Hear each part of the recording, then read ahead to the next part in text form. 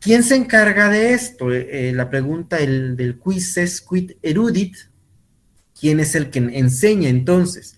Como veíamos en los griegos, estaban muy marcados estas distinciones.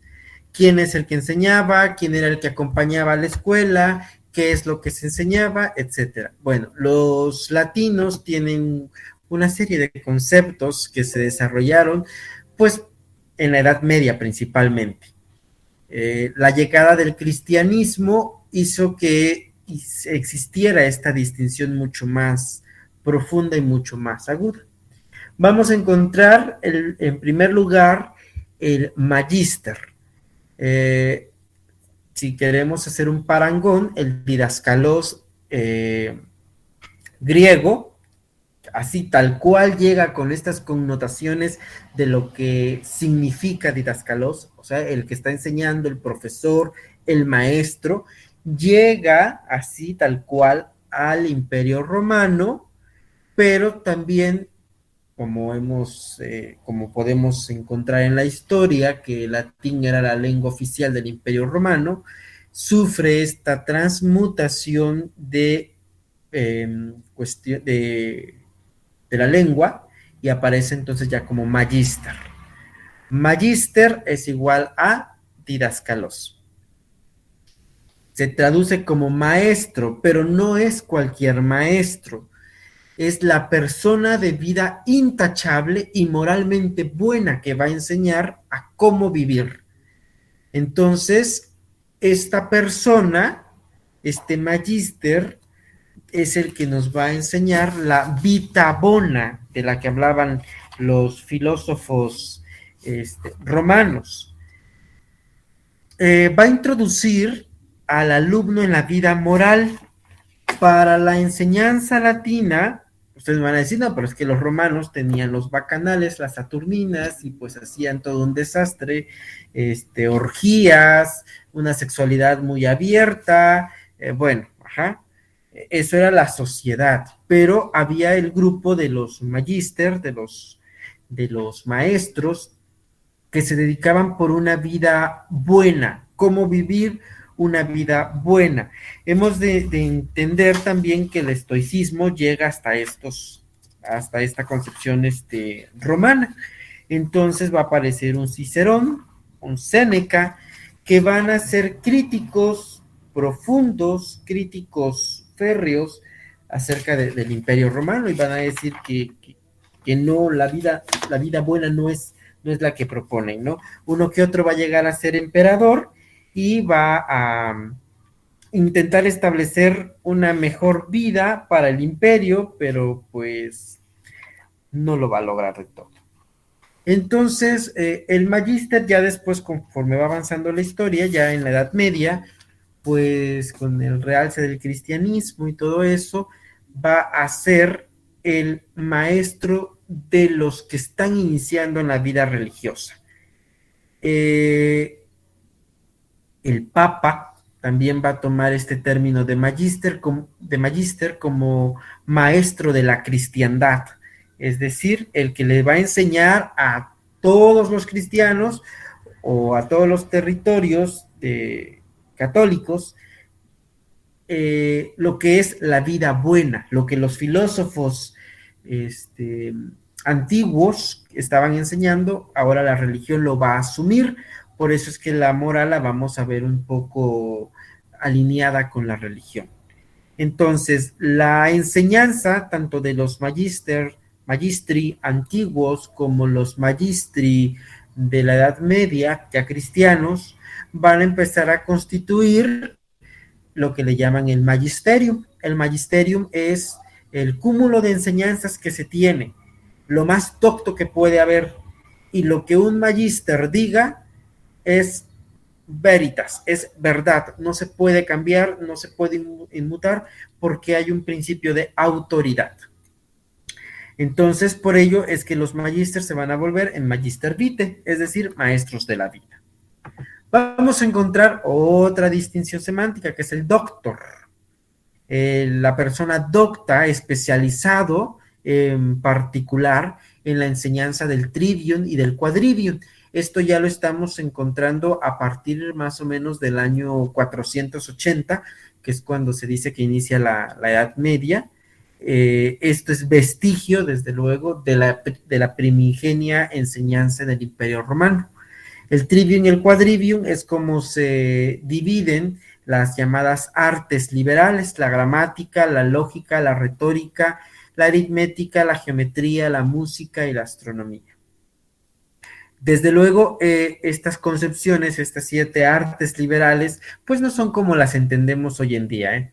No vayan a creer que se ponían ahí a estudiar su gramática latina y a ver cuál era el sustantivo y cuál era el adjetivo. No, tenía que ver con el aspecto de la lengua, era la lingüística. La lógica tenía que ver en las estructuras del pensamiento, o también conocido como filosofía.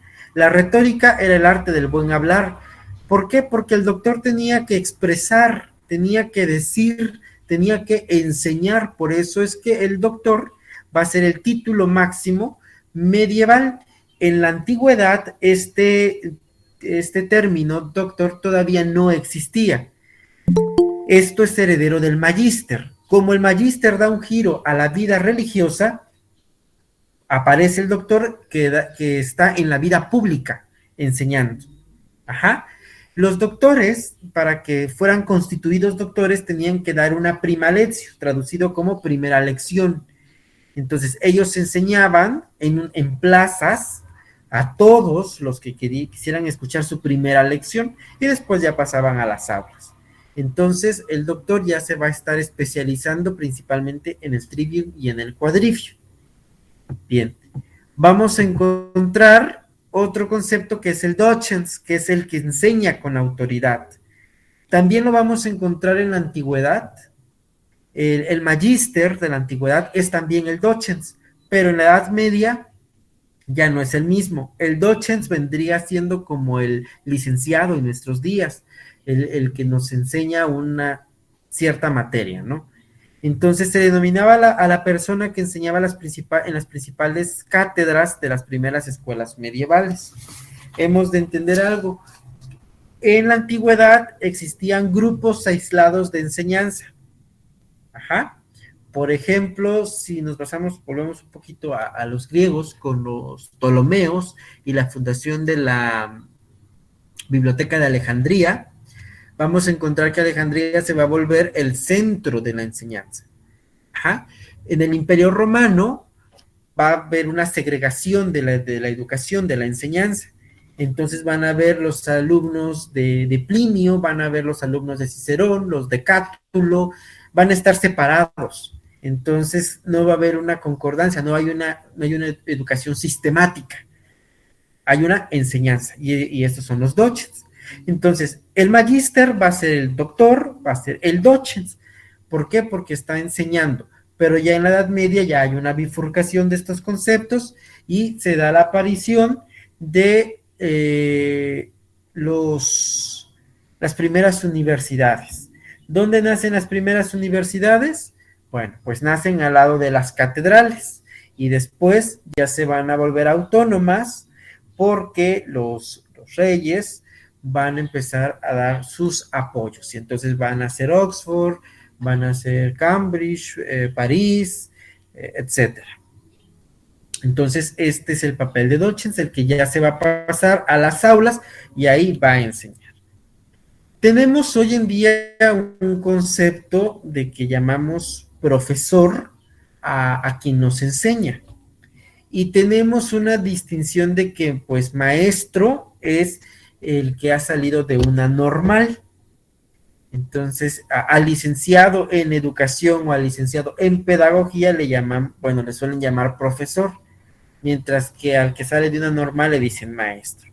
Pero ¿qué creen? El término profesor no tiene mucho que ver con